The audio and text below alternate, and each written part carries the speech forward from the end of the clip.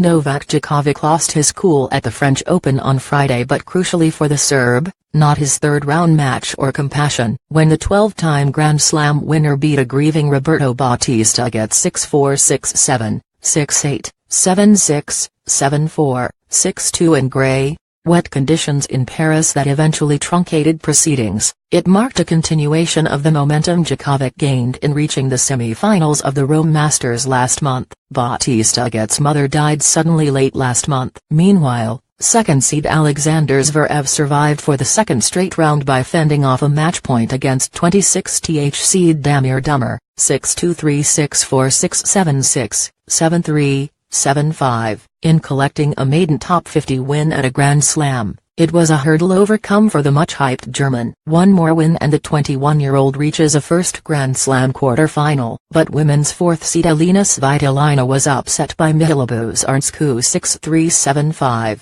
Buzarnescu.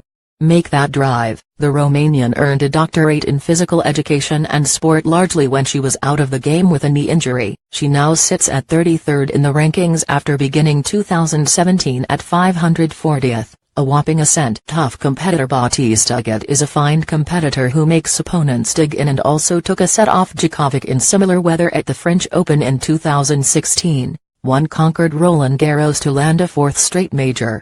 When the former world number, Djokovic is hoping to return to those heady days following an elbow injury and loss of motivation, and the fans in Paris are clearly on his side. Losing his temper recently in matches has been a good sign for some onlookers, an indication that the hunger is back. They would have liked then what Djokovic did in the second set tiebreak, missing a forehand at 6-6 when in control of the point. He slammed his racket into the clay several times in disgust. At times in my career, these kind of situations, when I would scream or throw a racket, it would kind of wake me up and help me to just kind of free myself from that pressure that is just building throughout the match, but there are times when it doesn't help, Djokovic told reporters. So it's really hard to say what's the right thing to do.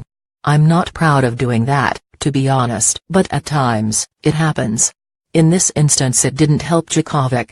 I don't like doing that. Bautista Agut not only won the tiebreak but subsequently took a 5-3 lead in the third set. He faltered trying to serve out the set, though, Djokovic winning a pivotal 31-shot rally at 4-5, 30-30 when his opponent failed to put away a backhand close to the net was perhaps the turning point. He celebrated when clinching the affair in 3 hours. 48 minutes before partaking in a warm exchange with the 13th seed. He has been through some difficult times with his family. I tried to give him support, said Djokovic. That's something that is really unfortunate, and for him to come to this tournament and to be able to play like this, it's quite an effort. Hide caption 1 of 14 hide caption 2 of 14 hide caption 3 of 14 hide caption 4 of 14 hide caption 5 of 14 hide caption 6 of 14 hide caption 7 of 14 hide caption 8 of 14 hide caption 9 of 14 hide caption 10 of 14 hide caption 11 of 14 hide caption 12 of 14 hide caption 13 of 14 hide caption 14 of 14 said Bautista Agut. My life is tennis, no.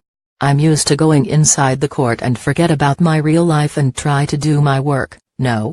That's the thing I've been doing since a lot of years, and, well, I have to tell you that was not easy to go on court these days. I don't know why I could manage it. Last year at the French Open, weeks after the death of his father, Djokovic faces another Spaniard on Sunday, Fernando Verdasco, and that probably won't be easy, either, though 34, Verdasco, who upended fourth seed Grigor Dimitrov in straight sets, remains hugely fit and knows his way around a clay court. He owns a more than respectable 3-3 record against Djokovic on clay, too. Ousting Dimitrov was a mild upset, if one at all, given Verdasco's clay pedigree and the Bulgarian's Grand Slam struggles in Paris, where he spent significant time training in the past. Zverev escapes. Zverev was extended to 5 sets Wednesday by Serb Dusan Lajovic but was even closer to exiting against Dummer, who was born in Sarajevo shortly after war broke out. The Bosnian stands 5'9", which makes the 26-year-old one of the shorter players on tour, yet his court coverage, volleying and touch bamboozled the 6'6" Zverev. Dummer, however, crumbled serving at 6-5 in the fourth set. making 4 unforced errors. Somehow he regrouped from a 4-2 deficit to lead 5-4 in the 5th. Then with Zverev staring at the match point at 30-40, the German unleashed a huge serve out wide that caught the line.